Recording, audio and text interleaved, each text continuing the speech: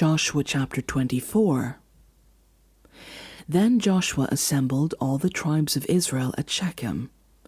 He summoned the elders, leaders, judges, and officials of Israel, and they presented themselves before God. Joshua said to all the people, "This is what the Lord, the God of Israel, says.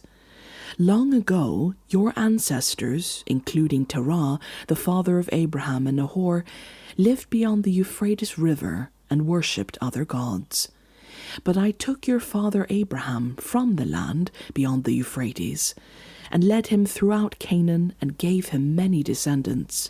I gave him Isaac, and to Isaac I gave Jacob and Esau. I assigned the hill country of Seir to Esau, but Jacob and his family went down to Egypt. Then I sent Moses and Aaron, and I afflicted the Egyptians by what I did there, and I brought you out. When I brought your people out of Egypt, you came to the sea, and the Egyptians pursued them with chariots and horsemen as far as the Red Sea. But they cried to the Lord for help, and he put darkness between you and the Egyptians. He brought the sea over them and covered them. You saw with your own eyes what I did to the Egyptians. Then you lived in the wilderness for a long time. I brought you to the land of the Amorites who lived east of the Jordan. They fought against you, but I gave them into your hands. I destroyed them from before you, and you took possession of their land. With Balak, son of Zippor, the king of Moab, prepared to fight against Israel, he sent for Balaam, son of Beor, and put a curse on you. But I would not listen to Balaam. So he blessed you again, and I delivered you out of his hand. Then you crossed the Jordan and came to Jericho. The citizens of Jericho fought against you, as did all the Amorites, Perizzites, Canaanites, Hittites, Girgashites, Hivites, and Jebusites, but I gave them into your hands. I sent the hornet ahead of you, which drove them out before you, also the 2 Amorite kings. You did not do it with your own sword and bow. So I gave you a land on which you did not toil, and cities you did not build, and you live in them and eat from vineyards and olive groves that you did not plant. Now fear the Lord and serve him with all faithfulness. Throw away the gods your ancestors worshipped beyond the Euphrates River and in Egypt, and serve the Lord.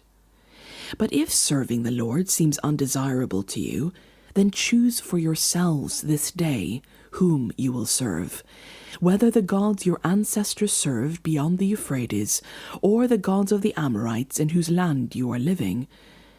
But as for me and my household, we will serve the Lord." Then the people answered, "Far be it from us to forsake the Lord, to serve other gods. It was the Lord our God himself who brought us and our parents up out of Egypt from the land of slavery, and performed those great signs before our eyes. He protected us on our entire journey and among all the nations through which we traveled. And the Lord drove out before us all the nations, including the Amorites, who lived in the land. We too will serve the Lord, because he is our God." Joshua said to the people, "You are not able to serve the Lord.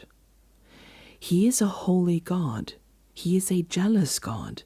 He will not forgive your rebellion and your sins. If you forsake the Lord and serve foreign gods, he will turn and bring disaster on you and make an end of you after he has been good to you." But the people said to Joshua, "No, we will serve the Lord." Then Joshua said, "You are witnesses against yourselves that you have chosen to serve the Lord." "Yes, we are witnesses," they replied. "Now then," said Joshua, "throw away the foreign gods that are among you, and yield your hearts to the Lord, the God of Israel." And the people said to Joshua, "We will serve the Lord our God and obey him."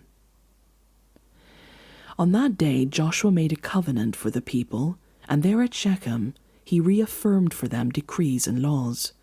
And Joshua recorded these things in the book of the law of God.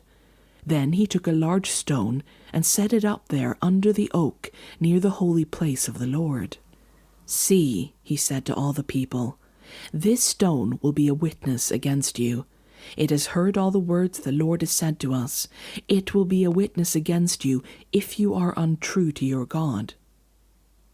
Then Moses dismissed the people, each to their own inheritance.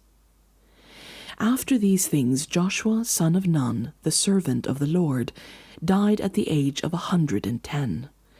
And they buried him in the land of his inheritance at Timnath-serah, in the hill country of Ephraim, north of Mount Gaash.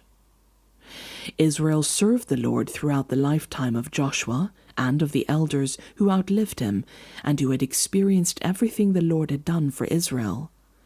And Joseph's bones, which the Israelites had brought up from Egypt, were buried at Shechem in the tract of land that Jacob bought for 100 pieces of silver from the sons of Hamor, the father of Shechem. This became the inheritance of Joseph's descendants. And Eleazar, son of Aaron, died and was buried at Gibeah, which had been allotted to his son Phinehas in the hill country of Ephraim.